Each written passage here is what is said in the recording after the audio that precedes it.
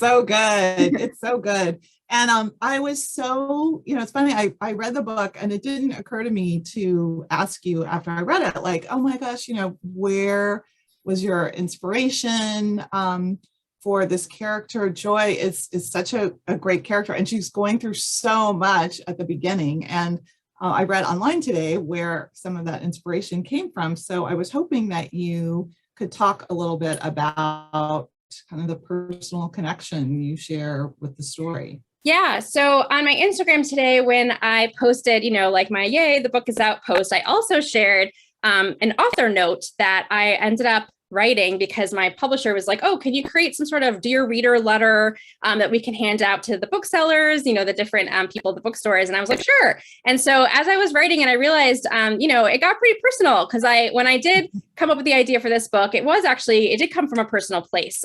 So basically I had a similar experience as Joy, although I was a little bit older than she was. And, a lot of the other circumstances are different, but essentially I did also have to move kind of abruptly out of my home that I'd grown up in my entire childhood into an apartment with my mom when I was a teenager due to, various circumstances. And that change, that just sort of abrupt change, really did have an impact on me, at least for that following school year. And, and it kind of had a ripple effect in some ways. And, ultimately I came out on the other side, perfectly fine. But, in the moment it was stressful and it's hard to and I miss my old house and there's so many feelings around that. So I kind of just wanted to explore those feelings in a book for younger readers. I kept thinking if I went through something tough and sort of unexpected, I'm sure a lot of other kids are going through things that are tough and unexpected too. And maybe writing about that would give some kids comfort. And somebody brought this up, that this book is kind of timely because of the pandemic. A lot of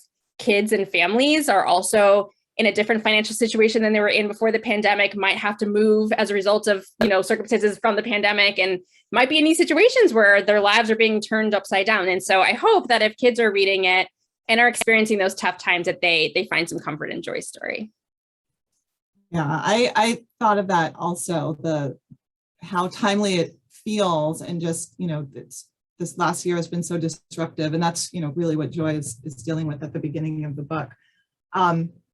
So I'm curious, this is I'm really kind of a personal question for me, having gone through this myself very recently. So you debuted not that long ago, and this your sophomore book, and there's a lot of buzz that goes around the sophomore book and what that experience is like. So can you talk about what was different, what was difficult, maybe what was surprising about this experience versus writing your debut?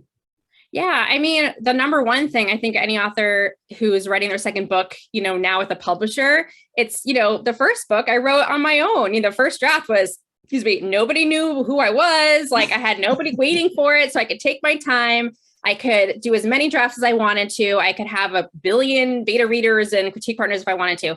With this, I had much less time. I had deadlines. I didn't even really have time to have another reader before I handed it in to my editor. I had one person who was able to read it quickly for me as I was writing chapters. But other than that, I kind of just had to get it done and hand it into my editor. So that was already kind of stressful. Luckily, I got it done the first draft before the first book came out. So I feel like that's always a good tip for any writer or author out there, is to try to finish the first draft of your second book before your first book comes out, because it's a lot easier once the first book is out and you're dealing with all that frenzy to go back and revise a book than to start writing a book from scratch. So that was helpful. But then, of course, the pandemic happened, and that's when I had some large edits to do.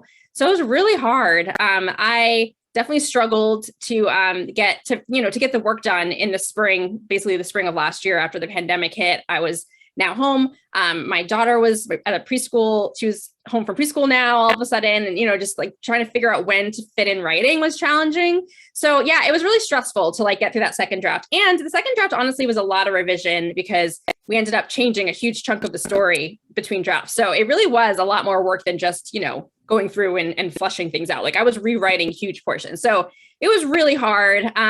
But, I think, you just have to power through. I think this is one of those moments where having a long publishing journey benefited me, because I kind of was used to persevering through challenges in my writing career before. So I had to just kind of use that perseverance again and just be creative and figure out how to get it done. And having a deadline, honestly, is what saved me. I think right in this period, having a deadline is what helps me get things done. Having an editor, knowing that they're waiting for me. Without that, it was super hard. It's just hard to be productive during the pandemic for a lot of people. And I definitely experienced that. But at the end of the day, it got done. I'm very proud of it. So yeah.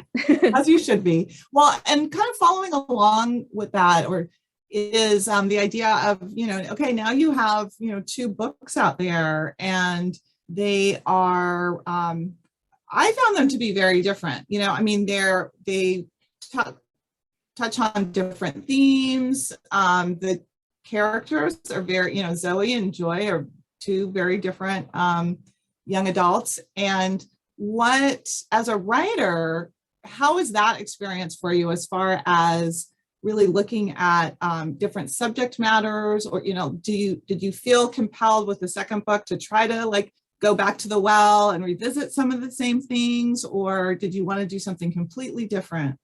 Yeah, I think at first I felt like, okay, if my first book was about, had that kind of social justice themes in it and kind of talking about racism, things like that. I kind of wondered if my next book would need to be about that, or how to basically, because, as an author, you still, even if you write different things, you want your author brand to be somewhat consistent. So I was thinking about that.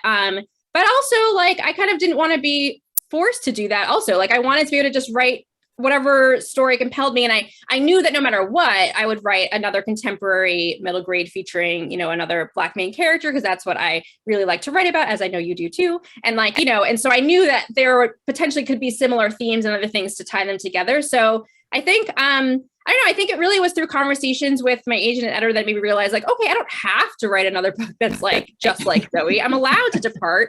And then ultimately, one way that we did kind of help tie them together is, as I mentioned before, I ended up having to do a lot of changes in the second draft. Some of those changes were adding the mystery. And so the mystery wasn't in the first draft. And we decided to go and add the mystery in the second draft. So a lot of what you see in this final book really didn't come out until draft 2. And I think that helps because now the first book was a mystery. So even if this one is different in a lot of ways, you still have that mystery element in common. So hopefully readers who liked that part of the first book will like it in the second book. And there's still other similar themes, like family is the same. Friendship is a big theme in both of them. Dealing with, kids dealing with their passions, their interests is definitely a theme in the 2 of them. So there's definitely things that bring them together, even if plot wise, they kind of feel different.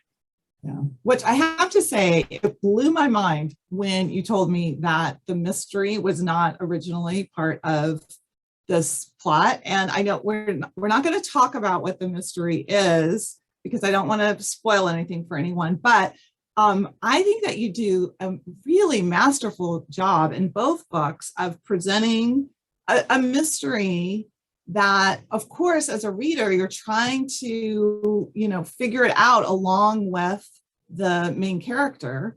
And I don't know how you do that. As a writer, I don't know how you successfully pull that off of presenting a mystery, presenting somewhat, some clues, some red herrings, all of that, so that it's not a giveaway, but that it makes sense and feels satisfying when you finally figure out the truth. Yeah, so how did you do it? Well, the first thing I try to do, I definitely outline. That helps me. I think if you're going to write a mystery, if you're not a plotter, it's perfectly fine to write a mystery as well. But for me, it helps the plot because it just helps you to figure out some of those puzzle pieces before you start writing. So that helped a lot. So even though it was a second draft, I wrote a whole new outline for the book, incorporating the stuff that I was keeping and then adding all the new stuff into this outline. And then I kind of went from there. So that helps a lot. And definitely getting the feedback, having, I think that's why it's important to have editor, or if you don't have an editor yet, have other readers, because they're the ones who are going to tell you, hey, I feel like I could guess immediately who the person was, or I feel like you weren't doing enough to, to build up the suspense or whatever. They're the ones, your readers are going to be the ones, your critique partners, your editor are going to be the ones to give you that feedback. And that's, I think, what helped me in this case. I would try it, and then I went back and tried to add more moments of trying to make it not so obvious later on. In that third draft, I went back and was like, okay, let me just make sure there's a few other moments where the reader is going to be now second guessing who it might be.